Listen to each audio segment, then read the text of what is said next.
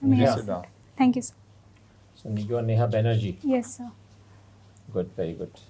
So you have graduated from IIT Kharagpur. Yes, sir. Good.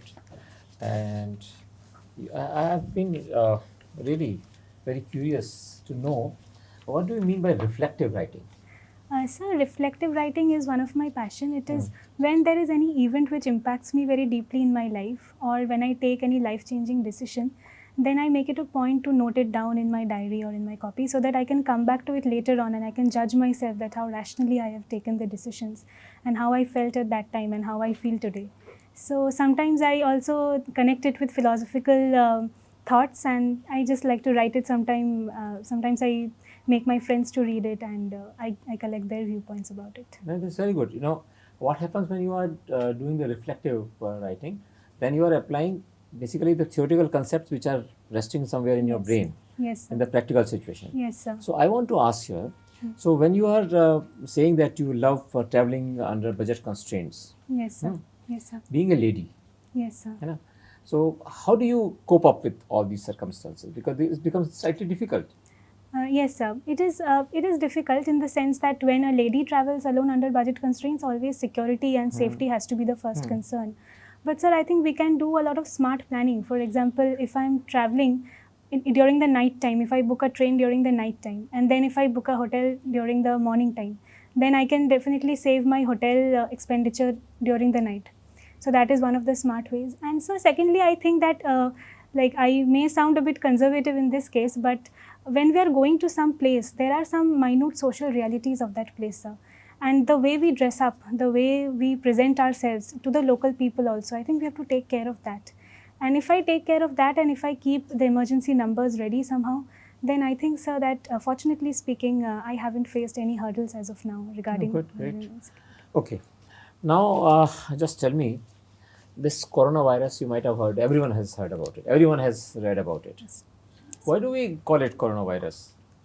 So, because under a microscope, when we judge how the virus looks like, I think the contours point to the corona of the sun. That is why it is called coronavirus, due to the physical shape of the virus under Any the other reason? microscope. Um, Which has been declared by WHO? why is it called corona? Is it? And is it for the first time that coronavirus has come, or It's a novel coronavirus, N coronavirus. and corona? N corona. And before that, Before that, it has some similarity with SARS, that is severe acute respiratory that syndrome. was also coronavirus. That was also no. That was not coronavirus. That was coronavirus. I mean a different strain of different it. strain. Yes, Strain you are of very it. good. Now, what I was asking you, that WHO has declared that this is an international emergency, Yes. medical emergency. Yes, sir. When do they declare it as medical emergency? So, the declaration comes when there is a potential to affect people on a large scale. I think there must be some number regarding No. to It is just When think it of is- it. Think of it further. when it is a contagious disease Contagious, It, contagious, and then from and- contagious, it can be contagious from X to Y. from animals to humans, like it's a zoonotic That disease. then in it is that not case. declared as. I can tell you, when it is animal to human, it is not declared as an international medical emergency. Okay, sir. So when do we declare it? When it can spread from human to human, Human to human. especially on traveling. on No, international- whenever we have the incidences in different countries where human to human transmission is taking place, Yes. then only international medical emergency is declared. Thank Okay. you, sir. Now, in the same vein, I just want to understand that suppose you are appointed as collector. Okay, sir. One of my colleague, she was collector in West Bengal, Tuk Ghosh. Okay, my pet name is also Tuk Tuk, incidentally. Okay. Tuk, it means, what does it mean? My father said that because I blink my eyes, and that's why it So was tuk means is bright. Tuk lal means bright red. Right. Okay. Now I just want to ask you, because it is her experience. So I just want to have, what will you do in that situation As a collector, sir. as a collector? Now you have gone to a particular village. There you go and you want to inspect a PDS shop. Right? There you see that there are two ladies, old ladies, who are cribbing and fighting with the dealer that you have not given us our ration. You have not given us wheat, you have not given us sugar. Now you reach there. So there are a lot of crowd is already accumulated. Now you see this situation. Now in this particular situation, you talk to that dealer, "Hey, why have you not given them their ration?" He says, "No, I have given. See this POS machine? This POS machine is showing the record that was his quota and this much has been already given to him, given to these ladies." So he shows it. It's given to ladies. But the point is the ladies are still saying, no, he has not given us. Now what will you do? So I think my first response would be to find out that whether the lady has actually got the ration or not. How will you We do cannot it? take it on her face value. No, What how will you she's- do it? So if she has got a ration, then there must be some physical manifestation of that. There must be, there must be some. If there's a CCTV camera in that shop, Generally in the villages, in PDS shops, there are no CCTV cameras. then I can rely on human witnesses whether anybody has seen her carrying maybe the basta of PDS. Some more solutions, just think of more. Take your time and then tell. Yes, sir. Sir, I believe that the POS machine will have some records whether there is a So fingerprint on POS that. machine is showing that those two ladies have got the ration. That means that she must have entered her fingerprint or some kind of transaction has been done on her part. Then if she still claims that the ration has not been given, that means there can be two possibilities. One is that she is blatantly lying on this. Other possibility is that there must be some technical glitches on the POS machine, that she has registered her case, but it has been faultily registered. So my solution would be, first of all, there is a big crowd standing there. So first solution They are would be to- observing you, because they want to see that what this collector is doing. You are recently joined in the district and they want to see you, that how do you ultimately resolve this situation. Yes, sir. So my first immediate reaction will be to arrange for the law and order situation of that area, because somehow if this turns into a pandemonium, if the crowd gets absolutely excited about this, so firstly would be to contact with the SP of that district and the law and order situation. That way I can bring the situation under control, at least for the immediate case. And the second case would be to take this matter on a procedural level, and if required, then we have to file a case or take up the matter on a procedural basis, that whether she has received it or not. Because if we succumb to these whims, that she may be in a very vulnerable situation, and if she's in a vulnerable situation, then the matter is different. If she's in an emergency situation, but if that is not the case, then we have to go by the procedures. Whether there is any human witness or any digital witness or any other kind of physical witness available which proves that she has got the ration. Okay. Her We are house search helping would be- Nepal a lot. For so many years. We are constructing dams, we are constructing roads, and everything is being done for Nepal. But even then, Nepal is becoming closer and closer to China. And they are giving a lot of access to China for different construction activities and direct access, access by road to Nepal. And that will be trains very also. dangerous for us. So why it is happening? Why are they doing it? Why Nepal is accepting all these things from China? Sir, I think Nepal is a landlocked country which has been sandwiched between the two big superpowers. And recently we find out that China has been making inroads via the railway networks through Nepal. Sir, I think that this situation can be analyzed at two levels. If we take the lens up to Nepal, how Nepal judges the situation based on their sovereignty and their self-interest, then sir, we can probably remember the incident which happened in 2015, that is the Great Economic Blockade. We technically, the Indian government imposed a blockade on Nepal. So that was a scar which Nepal still suffers. And so then Nepal cannot perennially dependent on a nation, or maybe like Nepal carries out most of its trade through the Kolkata port, which itself even domestically it cannot serve a lot of traffic even now. So Nepal has to maintain its own sovereignty, and then if it gets some, like even when we talk of the dehyphenation policy, and when we kind of try to play two nations on each other's sides, then why can't Nepal do that? So we have to take up the matter on that level. We cannot take it up in this issue that Nepal has not been on our side and it is giving access to China. Rather, we must try to improve our infrastructure projects, the Arun hydropower projects that have been declared. So we can fast track that so that can be completed at the earliest possible level. And I think we have to earn the confidence by the amount of project completion that we do. And so that like this issue is not taken up on this level that Nepal is not supporting us, rather than we are taking proactive steps to gain the confidence of Nepal. Okay. A small thing. We are saying that there is economic slowdown in our country, and this has a relationship between international, global slowdown. Yes. But on the other hand, Bangladesh is doing so well. Yes. Why? So I believe that even like after the appointment of Sheikh Hasina, we find that Bangladesh also went into a lot of FDIs and lot of tax rate cuts, and their economy is also booming that way because they also have a 7 to 8% growth rate.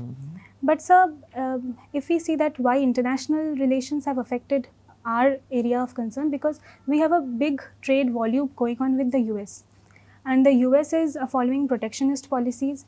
And if we look into our remittance sector, India is the largest recipient of remittance as per reports. Then, and if US suddenly starts following this protectionist and the issue over H1B visa, then that will affect our areas on the external front. That will affect our balance of payment on these. But why hasn't it affected Bangladesh? Sir, mainly because the IT, the information technology industry is more developed in India than in Bangladesh, and I think that is more deeply connected with the international markets, with the international economy than any other. And But we are now going in for protectionism. Day before yesterday in the budget, we have raised custom duty on so Yes. many items. Yes, sir. So we are going back on economic reforms. So how do you justify that? Sir, I believe that if we look into the labor markets in Bangladesh, there is a better labor market in Bangladesh. Their wage policies are more competitive than ours. We have been able to, like we talk of the 4 labor code bills, but still now our floor minimum, like that has not been implemented on a large scale in a proper level. Whereas Bangladesh has got a more competitive wage policy.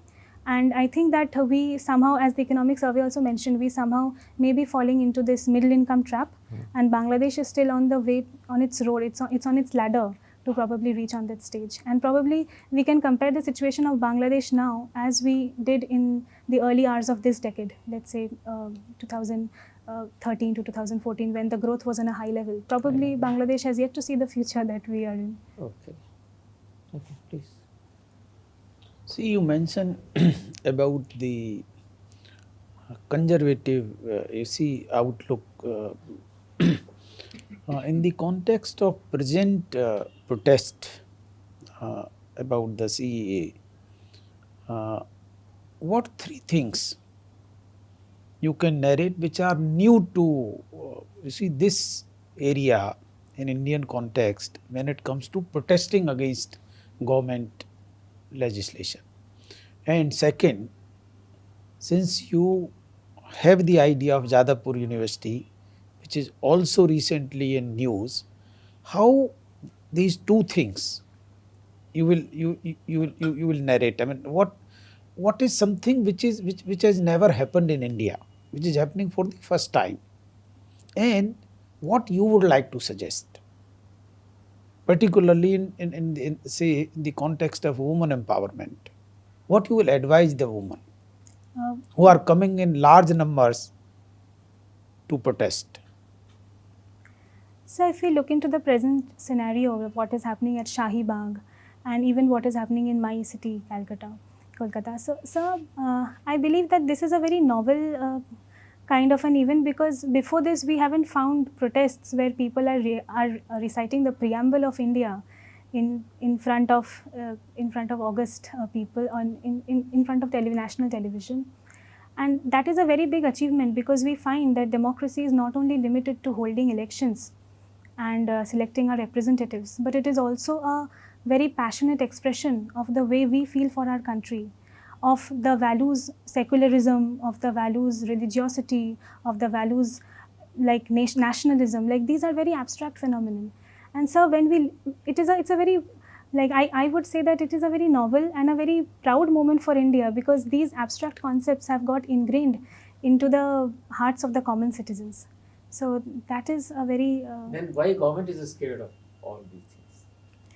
Sir, I think the primary concern of government is the law and order situation in this case, because whenever there is any passionate expression of such feelings, then situations can easily go out of control. But they have not, by and large, not involved in arson or you see, they have Violence not or- created violence and I mean, Yes, they have not created by and large, but in some of the universities like in JNU and even in Jadavpur University also, we find that situations sometimes go out of control and people kind of become too imbalanced and too passionate about their protests. So the challenge of the government in this side is the government must allow some headroom for these expressions to take place. But also government has to be, because law enforcement is also a very important part of government's duty.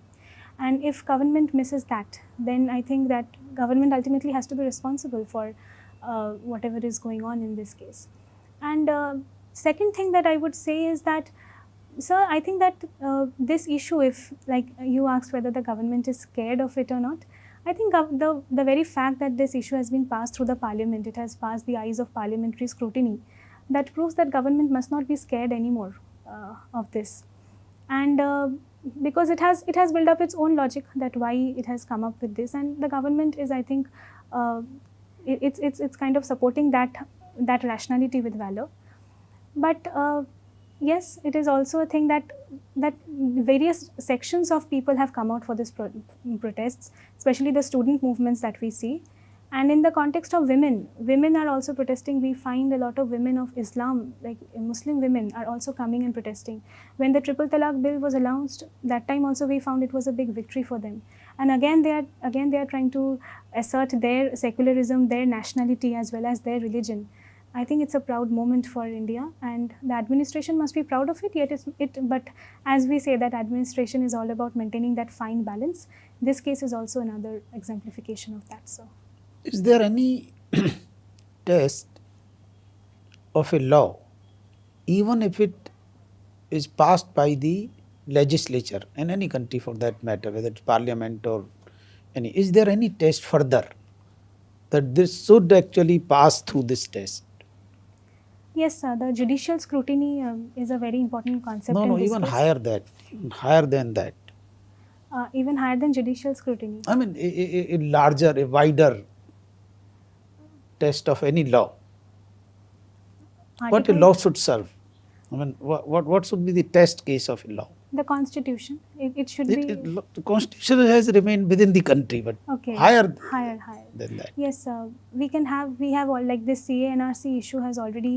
It has been discussed in the UNGA. Some thinkers have given lot of material for that. That it should pass actually certain tests. A law. Any law should pass. Yeah, a law. Yes, sir.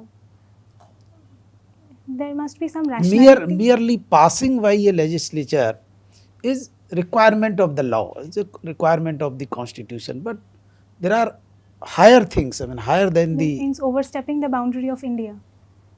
I mean, there is something called, I mean, you see, natural law. I mean, what Yes. are the natural laws? Yes, sir. Natural law, we can, I can think of Hobbes. I can think of some philosophers. Yeah, Who- Mills. Yeah, who's- what they say actually, what the thinkers say on this? I mean, thinkers like About the James law, Mill yeah. and thinkers like Yeah, Hobbes, who. yeah, what they say. Sir, regarding any law, like it varies from case to case. It must serve people's purpose.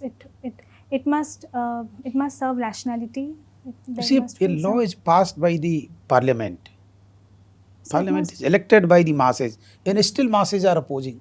So there is something missing somewhere. So what test is should pass? For whom actually the laws are made to whom?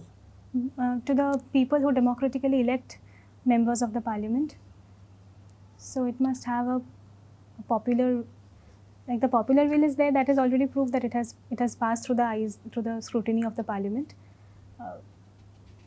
Is there a difference between a majority approval in parliament and approval by people? Is there a difference?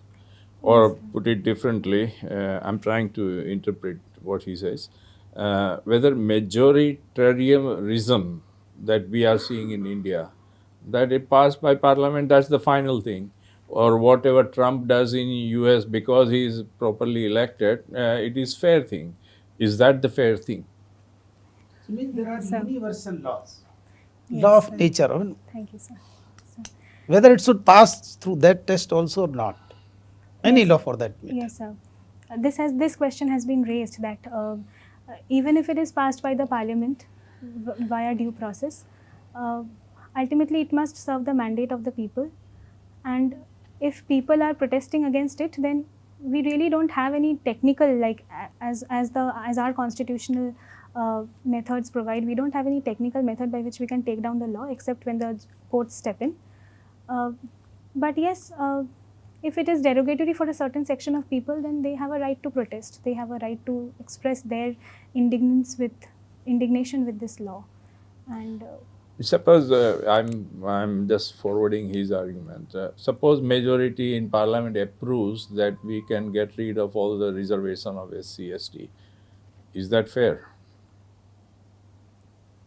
I mean, it may be even as per constitution. The constitution has put an expiry date on that one. So it is as per constitution. It is as per parliamentary process. Is that fair? so, is that fair? That will depend on who is answering that. No, but I that is would the say that, question he is asking you. See, I'm asking, you have elected parliament. Parliament is enacting law. And law is for your welfare. But you feel, no, it is not in my interest. It is harming my interest. So what will be the final test? the final test is, as you mentioned, so like we have a representative democratic system, but if we look into UK, they have systems like recall, they have systems like referendum and direct democracy. We don't really have that. Maybe our big population can be a constraint, but in this case, when we elect our representatives, a lot of vested interests accumulate in one point, and then somehow they create a national agenda. So if we trace back whether a law has been passed in parliament, yes, that may or may not be synchronous with my personal wishes, my wishes at the societal level, my wishes at the community level. But if there are dissonances, then the constitution also provides us ways to vent out those, like Article 19, like Article 21. But yes, it is a deeper question that whether it passes the eyes of universal laws. As far as US Commission on International Regional Freedom is concerned, they have raised eyebrows on this issue, and we are yet to see how the international community reacts on this, and probably then we can understand whether a universal kind of an approval is there or not. You are appointed district magistrate in Goa. Goa. Lot of foreign tourists are coming there on beaches, and there is demand from the locals for a dress code, that during these hours this will be the dress code, to avoid actually any unpleasant situation, any eve teasing, any sort of harassment of woman. As a district magistrate, you have to take a call. The government leaves that Neha, the district magistrate, will decide. What will be your decision? Sir, on a procedural level, I cannot unilaterally take this decision based on like whims and No, fancies. you have of- heard both. The locals are Yes. telling that we are actually advocating for the safety of women. We have nothing actually, we don't have any personal agenda. And the tourist side, they are telling that it's a free sort of tourist place. We are coming actually to enjoy. And this is what is we are doing. And no one can prescribe any dress code for us. The women oppose the no. These locals are very, very orthodox. We don't want actually this kind of restrictions. And government leaves it to Neha, the district magistrate. What will be your call? Sir, I believe that if we take the case of Goa, it is known, it's internationally recognized as a very favorable tourist spot. And if we make these kind of restrictions for dress code on women, that sheds India in a very bad light. That kind of portrays our age-old conservatism, the kind of, international media can also reinterpret it that women in India are still not safe without proper clothes tag or not. So yes, frankly speaking, I would not support the international women or women from other countries to come and dress up as us if they are to be accepted as proper tourists in our case, because that would really show the amount of masculinity and patriarchy which is ingrained in our society. We cannot have this kind of portrayal in an international level. So you will not go Rather- for the dress code. Yes, sir. I will not go for the dress code immediately, but rather I would. You still have in mind. No, I still have in mind that the locals have raised this demand, so their words also should be heard at. You they can also appoint a committee, let them figure out. appoint a committee, sir, in government. But then, sir, it would be a long-standing issue, and we don't. And by the time the committee gives its verdict, the matter can go out of control. Don't you think that as district magistrate, you can say that it is, I mean, they are free. I mean, they are free. They are Who- coming from different nationalities, women, Yes. and they can wear whatever they want. Yes, sir. Yes, sir. They can wear whatever they want. My responsibility would be rather to ensure that their safety, to ensure that proper, let us say, vehicle location trackers are there on the vehicles they travel, to ensure that some kind of societal maturity is there among the locals, so that they can accept this kind of cross-cultural exchanges. To ensure So that you will there not are- be too conservative, what earlier you mentioned. Yeah. Yes. So in that case, I mentioned in my respect, because I have that kind of social maturity to understand. in respect of traveling alone. Traveling alone, yes. sir. Traveling In alone. because Yeah, I know the yeah. realities of my country, but I cannot impose them on people from other countries that come and see, understand our No, realities. even for your countries also, you can't declare there the Indians will wear sari while No. the others foreigners will have full freedom. I mean, it has to be uniform no, for all. Yes, it is not a binary case. It is like depending on my understanding, on my maturity level, I can wear. But saying again, if I go to another extreme that like I can wear anything I want, I can put up anything I want at any place, that is also not mature of me, especially in my role as an aspirant for the civil services, and in later on in my future if I have the opportunity of leading a district. Now, what do you think is an ideal undergraduate degree for civil servant? So I think What kind of degree will provide a proper training for a civil servant at undergraduate level? Sir, I believe that one of the main reasons why civil service attracts a bright pool of students is its diversity. And truly speaking, sir, I don't believe that there can be any one unilateral degree which can justify the various diverse roles that a civil service can fall into in his or her career throughout. So yes, the kind of diversity No, that the- because you can pardon my view, but I will say training a MBBS or training an engineer and then put them in the civil servant is a waste of the seats of their previous degree, and it doesn't add much to the civil service that they provide subsequently. Sir, I would beg to differ For the sake on of this. arguments.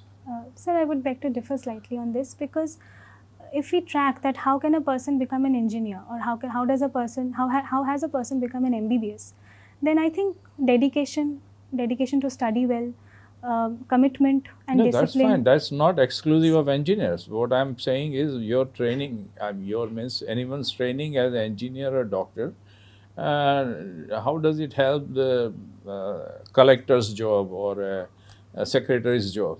Sir, I think an engineer or a doctor has a basic rationality, a scientific temper with them. And that is very important for the civil services. That is very important when collectors and civil servants have to take fast fine. decisions. Since you are an engineer, I want to ask you, I'm sure you know what is innovation. But I am hearing the term interruptive innovation these days. What is that? Sir, Have you heard? interruptive innovation, I think, sir, it refers to innovations and discoveries in the market which can disrupt the earlier ways how people and how societies live. For example, it has been said that artificial intelligence is going to eat up the jobs of many people, and so in some sense that qualifies artificial intelligence, machine learning, big data analytics. You think that will do that? That will be interruptive in a marketplace? So that depends on how we use it. That depends on how well we adapt to the scenarios. It cannot be a yes/no answer, but yes, like artificial intelligence has opened up avenues for good jobs. Okay, then finally give me a yes/no answer for EVM. There are a lot of allegations that EVM are manipulatable. Is it, as an electric engineer? No, sir. EVMs are not manipulative because speaking I mean, on they the are not terms of- manipulative, they are manipulatable. Yes, sir, as an electrical engineer, I wouldn't believe that, because EVM in our nation, there are two separate units, control unit and a ballot unit. And if we look into the power system, these are standalone systems. So people say that we can inject some kind of malware and ransomware into the EVMs, but that is not technically possible, because they are not connected to even any power system. Even the standard AC 50 Hertz power systems, EVMs are not connected directly to that. And if there is any tampering with the ballot unit, then the control unit will also not function properly. No, but the data from that unit will ultimately go to some processor, some system. But sir, And that system is not, is it The sy- dependable? no, sir, the system is not, like the data is not put into any centralized system, and it is erased as soon as the counting is done. And there is also a concept of totalizer machines, which is not being used till now. But in Germany and Netherlands, I have heard that they are connected to some kind of power system. So allegations there have some scientific basis, but allegations in India on this, I think it lacks rationality. Every machine is independent and individual. So your answer is that no, they are, I mean, they are dependable. They are dependable, Yes. They are dependable. Okay. Can you tell me about the powers of the courts to punish for contempt? Yes, sir. So, courts, high courts as well as Supreme Courts have power for punish. I think there are two such areas. One is civil power, another one is the criminal power. Civil power of contempt of court is when court has given a judgment, but you don't follow it properly. That is when civil powers of contempt comes into the picture. And second, Example. second And criminal contempt. What Second, is in that?